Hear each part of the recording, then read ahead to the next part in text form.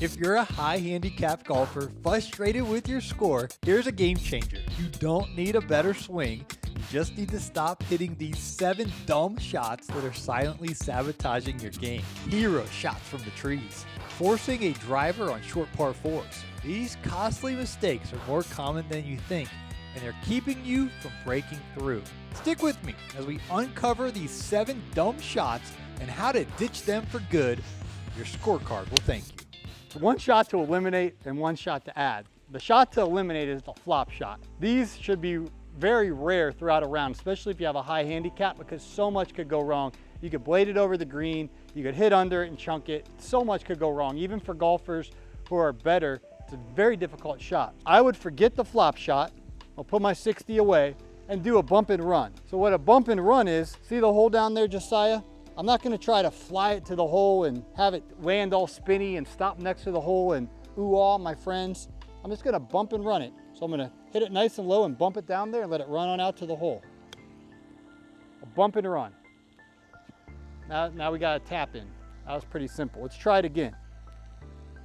And then it just runs out there. Go in, baby. So little can go wrong when you just hit a bump and run, versus if you do this wild flop shot nonsense, you'll blade it into the water, you'll chunk it. There's so much could go wrong. Why not a little high percentage bump and run shot? Bump, run, almost went in. It's just the process of elimination. Very little can go wrong with the bump and run. All of these should be easy up and downs. Oh, that was a bad putt. There we go. 2 or 3 ain't bad, but I didn't blade any over into the water. I hate losing a Pro V1 that way. My tip is, if you're a high handicapper trying to get down and break 80, no more flop shots. Go with the bump and run when you chip. Tell me if this is relatable. You miss a putt that you thought you were gonna make, and then you're annoyed, so you rush a 3-footer coming back and then you miss it, and your friend didn't give it to you.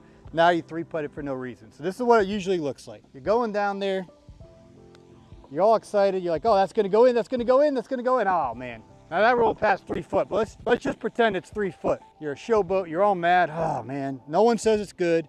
And you just rush it, and you missed it. You got a 3-putt. Have you ever done that before? That is destroying your score. So here's a proper way to do this. On every putt, you have the same exact pre-shot routine. So here's my pre-shot routine. I take a practice stroke. I'm imagining the ball going into the hole, following my line. I got a feel for my speed. I know which way it's gonna break. Okay, I missed it. What you don't wanna do, now I'm all mad. Ah, man, that was a bad putt.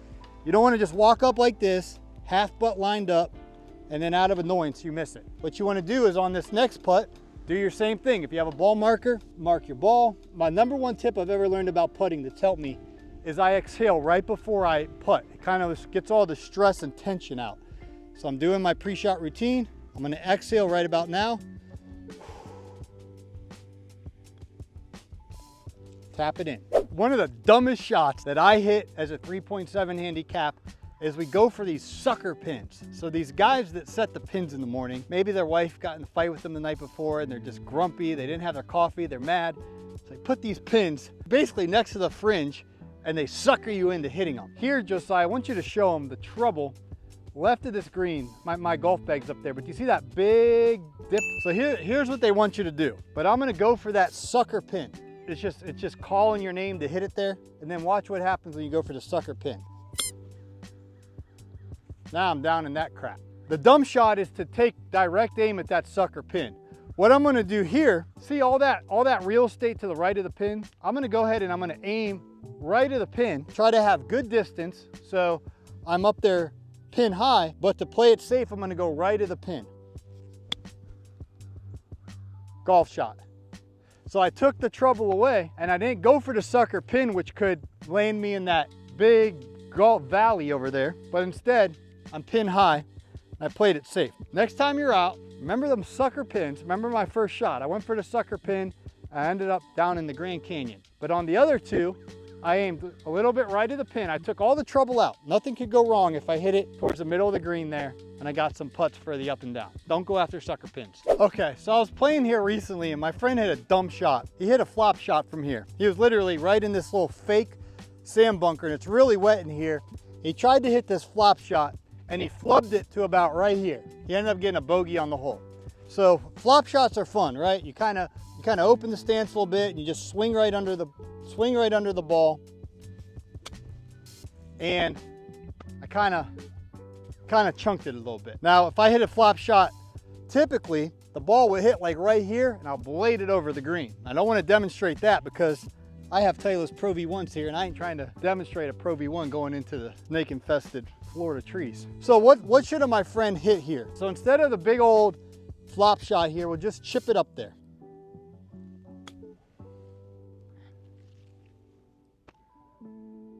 It's a lot less can go wrong with the regular chip from here than the flop shot. This grass is really gnarly.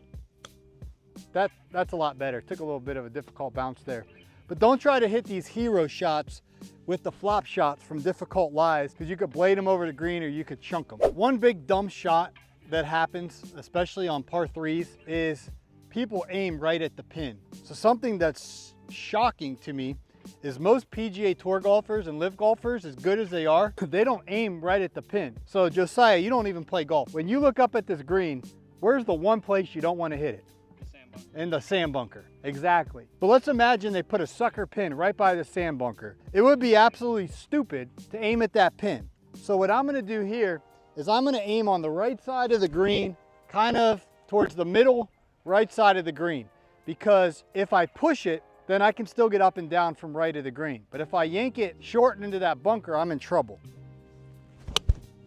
That's exactly where I was aimed, Josiah. Money. That ball's exactly where I was aimed, safe and sound on the right side of the green. And by aiming away from that bunker, I didn't go for the sucker pin. Now I got to putt for the birdie. Or as they say in the hood, putting for the hot wing.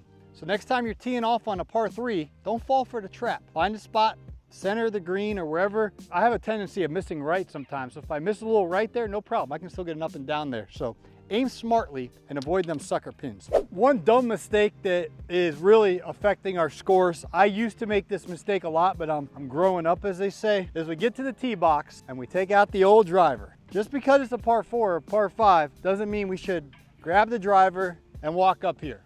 Now this hole here, it's a short par four.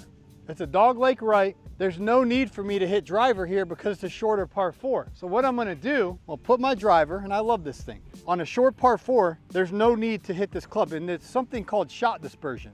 So if I hit a driver, it could go way left, it could go way right, it could possibly go straight. Why risk that dispersion on a longer distance club when it's a short hole? I'm gonna take a 6-iron here, which has a better dispersion out there, meaning it's not gonna go as far left, it's not gonna go far right as my driver. There is a lot of trouble on this hole, so I'm gonna see if I can get a par or a bogey, because all you really need to break 90 is a bogey, with leaving my nice TaylorMade QI35 driver in the bag. 6-iron off the tee. Bomb.com, baby, that's right down the middle, left side of the fairway. So I still have myself in position here to hit the next shot on the green because it's a short par four. It's a dog leg right. If I would have hit my driver and tried to get it up there close to the green, I could have hit it right into the hazard. I could have hit it left out of bounds. A lot could go wrong. I'm not against hitting my driver when it makes sense, but on a short little par four, it makes 0 sense. So we're gonna leave it in the bag. Let's go see if we can get a par bogey with teeing off with a 6-iron on this hole. Okay, one really dumb shot that we often do, trying to be a hero, is when we're in tree trouble like I am here, we try to go for the green. Back when I was young and dumb and I was getting triple bogeys and quadruple bogeys and double bogeys, I would look at this shot, which you can't even see the green here, but it's tucked around the right side there. So I'm thinking, you know what? I can hit a nice little fade. I'm gonna take my 4-iron out here. I gotta hit it low under these limbs, and then I gotta curl it around with a little fade. And I'd literally think to myself, I got this shot. I'm gonna hit a low fade right around that bend.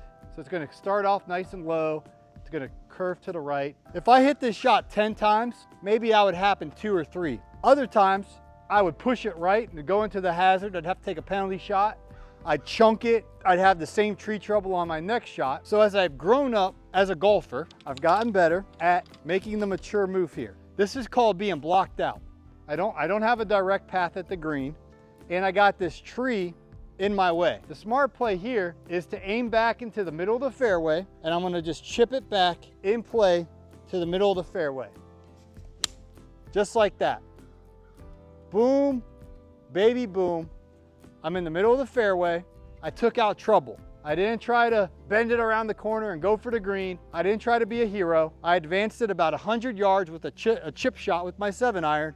I'm back in the middle of the fairway. I can hit it on the green from there, 2-putt, and still get a bogey and be on track to break 90. The dumb shot is trying to be the hero from the trees. You watch those Tiger Woods clip where they put the epic music in the background and the Johnny Miller, the announcer's going crazy. Your name ain't Eldrick Tiger Woods. Let's humble ourselves, chip it back in the fairway, and try to avoid those double, triple, quadruple bogeys. I'm telling you, how many times have I gotten mad that I got a double bogey, a triple bogey, a quadruple bogey, because I tried to be a hero. I got about 130 yards left here. I'm gonna knock it up there, try to hit it on the green, 2-putt and get a par, but it's because we didn't hit driver off the tee. It's a nice wedge at the middle of the green. All right, should be pretty good. So in review, if it's a short par 4, think about leaving your driver in the bag and hitting your fairway finder club. So because I hit the 6-iron in the fairway, I knocked my wedge onto the middle of the green. Now I have a birdie putt here. We're gonna talk about avoiding 3-putts, because another dumb thing we do on the golf course, notice I said we, is we 3-putt because we try these hero putts where I think, oh, I really wanna make this birdie. You try to make it and then you hit it way past. So what I'm doing standing over here is I'm looking at the line of the putt. I'm trying to get a feel for which way this thing's gonna break. I'm trying to get this muscle memory attachment feel and kind of the distance. It's just a feeling that I have. I do notice it's downhill, and I do notice it's gonna break a little bit right to left. So again, the dumb butt thing to do would have been to hit driver, because then I'd have a penalty stroke probably, and then it'd be a dumb butt thing to 3-putt this. So I'm just focused on hitting it down the hill a little right to left. If anything, I miss it on the high side. So I missed it on the high side a little bit. We have an effortless par by hitting a 6-iron off the tee. Yes, sir. All right, so case in point, 6-iron, wedge, 2-putt, effortless par. It might not be great to brag to your friends that you hit a 6-iron off the tee. Your fairway finder might not be a 6-iron. I really like a 6-iron. I just feel like I hit it accurate. My shot dispersion is not gonna go too far left or right, whereas my driver could have easily went in those woods back there, or it could have went out of bounds. And then I'm getting off this green with a 6, a 7, and I'm just mad. But now I got off with the par, I feel pretty good.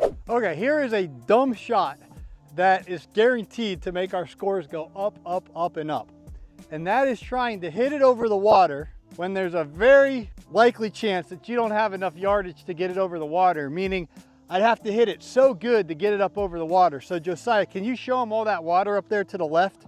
It's 244 to the green. I hit my hybrid 240. Theoretically, I got a decent lie. What I could do is I could try to muscle a hybrid, and if I hit it perfect, I'm gonna be on the green. But if I pull this sucker just a little bit to the left, I'm with the alligators. If I push it a little bit to the right, I'm with the snakes. A dumb butt decision that we make on the golf course is we look at that green and we think, I'm gonna go for it, baby. The smart play that's gonna lower our scores is saying, you know what? I'm not gonna probably hit it on the green from 245, so I'm just gonna lay up, play it smart. There we go.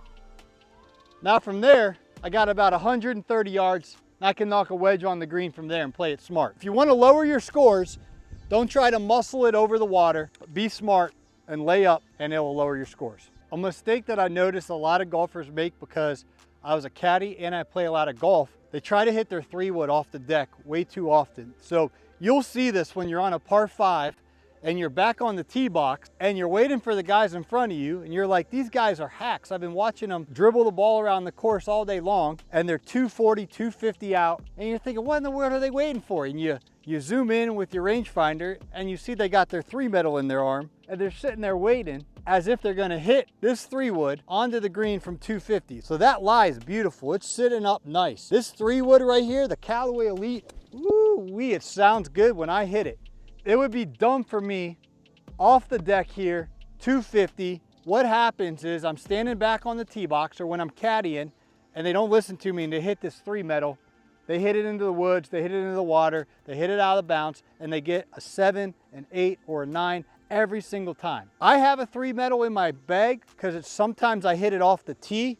I rarely hit it off the fairway because the shot dispersion can just be so scattered. If it's a wide open hole and I need to hit a 3-wood or whatnot, I have it in the bag. But if you're trying to break 90, you're trying to lower a high handicap, don't try to hit this thing off the deck on a par 5 to be a hero. I guarantee you, you're gonna get a lot of doubles, triples, quadruple bogeys if you do that. Hit something to advance the ball up the hole, knock your next shot on the green, and that's gonna help lower your scores. So one thing I like to do when I finish my round is analyze how I played. The scorecard tells a story. And when we see these triple bogeys and these quadruple bogeys, we have to ask ourselves the question, why did I get a triple? Why did I get a quadruple? Why did I get a 10 on that hole? And the storyline usually is there was some hazards or out of bounds involved. Not to get into like psychology or too much of therapy here, but you got to look at the root. So they call it like the iceberg effect, right? You see the iceberg in the middle of the ocean, you only see the tip of it, but you don't see the root of what's really going on. These things affect our score. And so I hope that by addressing these 7 dumb decisions that we make on the golf course and how they affect our score is going to help you reconsider what decisions you make the next time we play. We're not trying to be heroes out here. We could have chose baseball and hit a home run over the fence and everyone's going crazy as we're rounding the bases. Hero stuff doesn't work in golf. It's cool for a highlight on Instagram from Tiger Woods with a nice soundtrack, but if we actually want to get lower scores, we have to make smarter decisions. So I hope this video has helped you. I really enjoy all the comments that you guys leave and where you're watching from, and all that stuff encourages me to come out here in the Florida heat and film some more for you. So thanks for watching. If you're not already subscribed, please smash that subscribe button. We hope to catch you in the next video.